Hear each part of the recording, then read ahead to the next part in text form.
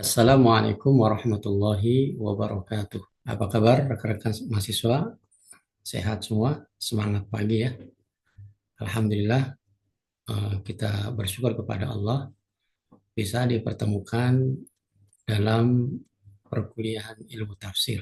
Dalam perkuliahan ilmu tafsir ini ada beberapa hal yang perlu kami sampaikan terkait capaian-capaian yang mesti dicapai oleh mahasiswa.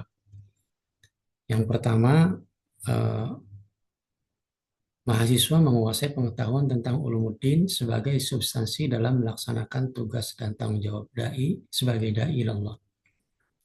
Jadi sebagai dai ilallah harus memiliki pengetahuan tentang ulumuddin. Nah, bagian daripada ulumuddin ini adalah ilmu tafsir. Yang kedua, eh, capaian daripada mata kuliah ilmu tafsir ini, mahasiswa eh, diharapkan mengetahui metodologi penafsiran ulama dalam menafsirkan Al-Quran. Nah, ini yang akan kita bahas, yaitu metodologi ilmu tafsir sebagai bahan kajian pada pertemuan yang berbahagia ini. Juga yang tidak kalah pentingnya, dari perkuliahan ini, ya setelah teman-teman memiliki pengetahuan tentang metodologi tafsir, corak tafsir, dan penafsiran para ulama, yang tidak kalah pentingnya adalah memiliki dan menunjukkan sikap toleran dalam ragam tafsiran para ulama atau para pakar. Untuk referensi, kita mengambil dari buku-buku klasik ataupun buku kontemporer. Sebab disiplin ilmu ini terus terjadi kebaharuan-kebaharuan, temuan-temuan baru, baik yang ada di namanya kitab-kitab ataupun ada di jurnal-jurnal. Teman-teman yang dimuliakan Allah Subhanahu wa taala, pada pertemuan yang membahas metodologi ilmu tafsir ini, ada dua metode dalam penafsiran Al-Quran. Yang pertama, tafsir bil ma'thur atau bil riwayat, dan yang kedua adalah tafsir bil ar-ra'yi. Ada yang tahu makna ar-ra'yu? Coba kamu, apa maknanya ar-ra'yu? Baik, ar-ra'yu adalah akal. Bagaimana seseorang bisa menafsirkan dengan kemampuan nalarnya yang ditopang dengan ilmu, ya.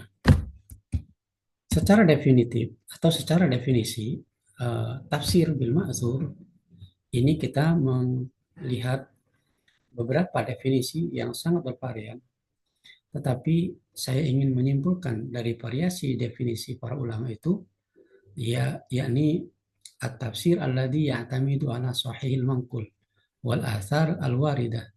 Jadi tafsir bil ma'thur itu menurut Fahad Ar-Rumi, dan ini mengakomodir menghimpun beberapa makna daripada definisi yang lain, adalah tafsir yang bersandarkan pada kesahihan al-manqul. Manqul itu bisa hadis, ya, bisa ayat yang menjelaskan dalam ayat ini. Jadi tafsir bil ma'thur ini memang gaya penafsir, metodenya bisa dilakukan dengan periwayatan yang sahih. Wala yajtahid fi bayani makna min ghairi dalilin. Jadi tidak ada peluang seseorang untuk berijtihad di dalam memahami atau menafsirkan sebuah teks Al-Quran atau ayat. Dalam metode ini memiliki kekurangan dan kelebihan. Ya, namanya metode, semua itu ada kelebihan dan kekurangannya. Apa kelebihannya? Kelebihan dalam tafsir ini, bagaimana ayat itu ditafsirkan, dijelaskan oleh ayat yang lain. Ya, kelebihan yang kedua, jika tidak ditemukan uh, dari ayat yang menjelaskan ayat atau Al-Quran menjelaskan Al-Quran, maka akan dicari dari hadis Rasulullah SAW. Karena sejatinya Rasul, ya, itu penjelas atas wahyu atau ayat-ayat yang disampaikan kepada umatnya. Jika tidak ditemukan, maka dari mana lagi kira-kira sumbernya? Dari dari penafsiran para sahabat. Kenapa sahabat itu bisa menafsirkan Al-Quran? Ada yang bisa menjawab? Baik, karena memang mereka hidup dengan Rasulullah Shallallahu Alaihi Wasallam, orang yang paling dekat dengan Rasulullah. Kekurangannya dalam tafsir ini masih ditemukan sumber-sumber atau pemahaman-pemahaman ahli kitab, berita-berita Israiliyat. Yang kedua, juga akan ditemukan nukilan-nukilan yang dinisbatkan kepada para sahabat, tetapi tidak ada sumber yang kuat atau sanad yang kuat, yang akurat. Ini kekurangannya. Mari kita lihat bagaimana ayat itu ditafsirkan dengan ayat. Di dalam surat Al-Baqarah ayat 27 Allah berfirman, silakan dibaca. Ya, fatalaqqa Adamu min rabbih kalimatin fataba alaih. Innahu huwa tawwabur rahim. Dalam ayat ini Allah berfirman, lalu Adam mencerna dari Robnya beberapa kalimat. Kemudian Allah memberikan taubat kepada Adam. Kalau kita cermati dalam ayat ini, ada kalimat, ada kata kalimat di sini yang uh, kita tandai kuning, itu kalimat. Apa makna kalimat itu? Maka ayat ini dijelaskan oleh ayat di dalam surat yang lain, surat Al-A'raf, yang dimaksud kalimat pada surat Al-Baqarah ayat 27 itu adalah Rabbana zalamna anfusana wa illam taghfir lana. Ya Rabbana zalamna anfusana wa illam taghfir lana wa tarhamna lanakunanna minal khasirin. Jadi yang dimaksud dengan kalimat pada surat Al-Baqarah itu adalah i'tiraf, pengakuan Nabi Adam alaihissalam bahwa dia melakukan kezaliman terhadap dirinya.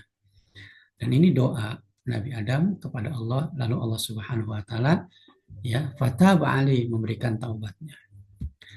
Nah, rekan-rekan yang dimuliakan Allah, mari kita lihat kemudian bagaimana Al-Qur'an itu juga ditafsirkan oleh hadis manakala tidak ditemukan dalam Al-Qur'an atau dalam ayat yang lain.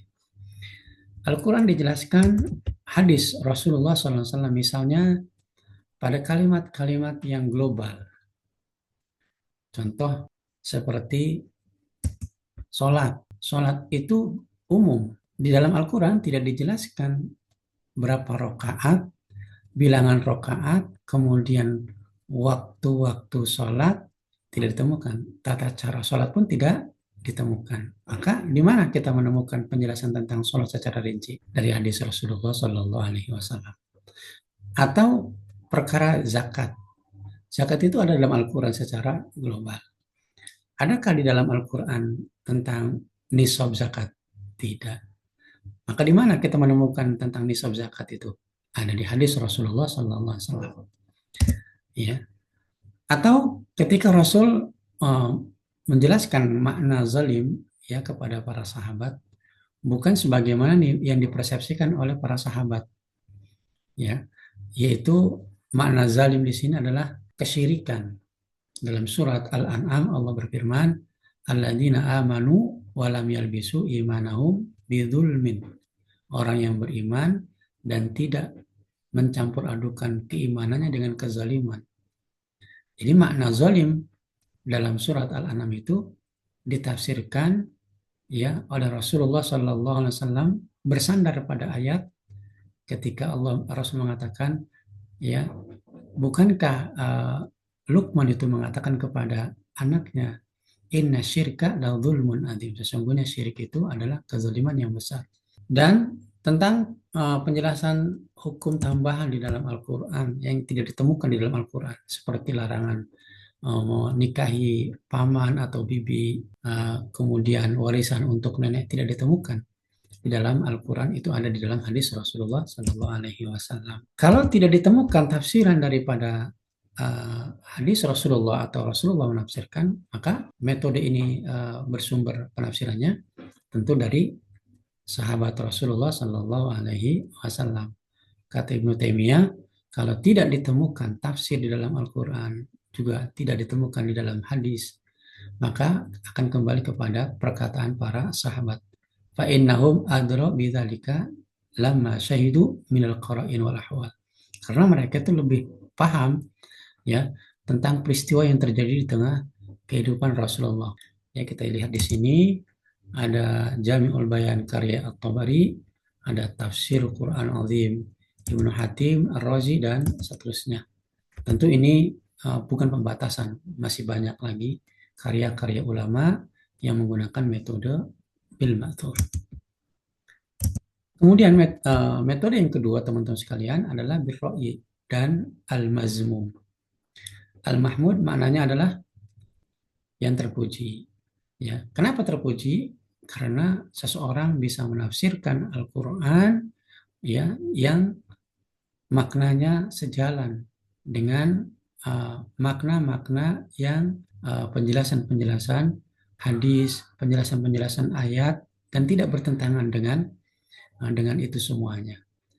Tentu dalam bab ini seorang mufassir memiliki kemampuan, memiliki seperangkat pengetahuan untuk digunakan untuk menafsirkan ayat tersebut.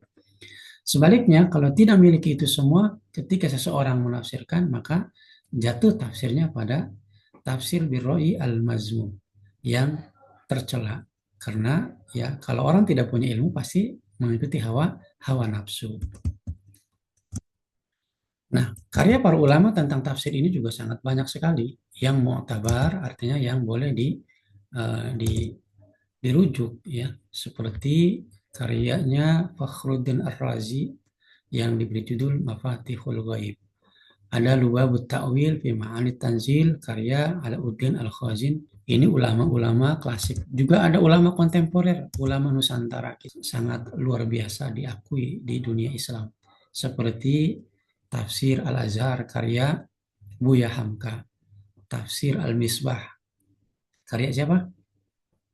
Karya Quraisy atau Marah Labid karya Imam An-Nawawi Al-Bantani. Baik teman-teman sekalian, ada dua penafsiran di dalam Al-Quran ini, ya, yakni bil ma'thur dan bil ra'yi. Sampai sini ada pertanyaan, silakan. Baik. Kalau sudah tidak ada lagi pertanyaan, jadi kesimpulan dari pertemuan ini dari uraian di atas dapat kita simpulkan bahwa dalam penafsiran Al-Quran ada dua metode, yakni metode bil riwayat atau bil ma'thur dan metode nalar atau bil ra'yi. Dengan segenap kemampuan ya untuk memahami kandungan ayat atau menyimpulkan suatu hukum ya, manakala seorang mufassir itu mencurahkan kemampuannya dengan ilmunya untuk memahami kandungan ayat atau mengambil simpulan hukum. Kedua metode tersebut ya bisa dilakukan dan dibenarkan. Kita tidak boleh antipati satu di antara dua metode ini. Dan kita juga tidak boleh ya daripada tafsir birroi karena masing-masing memiliki kelebihan dan kekurangannya. Bagaimana kehidupan manusia itu terus berubah ya itu ada apa namanya jawaban-jawabannya di Al-Quran. Bagaimana Al-Quran juga menjawab tantangan kehidupan masa kini dan masa yang akan datang. Istilahnya Al-Quran itu solihun likulli zamanin wa makanin. Itu sangat relevan ya untuk setiap waktu dan setiap tempat. Baik teman-teman sekalian, ya ingin mulakan Allah Subhanahu wa taala, ya kiranya kalau tidak ada kita cukupkan pertemuan ini. Jangan lupa ya untuk pertemuan yang akan datang yaitu membahas tentang pola penafsiran. Silakan nanti dipersiapkan makalahnya untuk dipresentasikan pada pertemuan yang akan datang. Sekali lagi saya ucapkan terima kasih atas atensi dan perhatian teman-teman sekalian. Mudah-mudahan ilmu ini menjadi ilmu yang bermanfaat. Jadi saya, Assalamualaikum warahmatullahi wabarakatuh.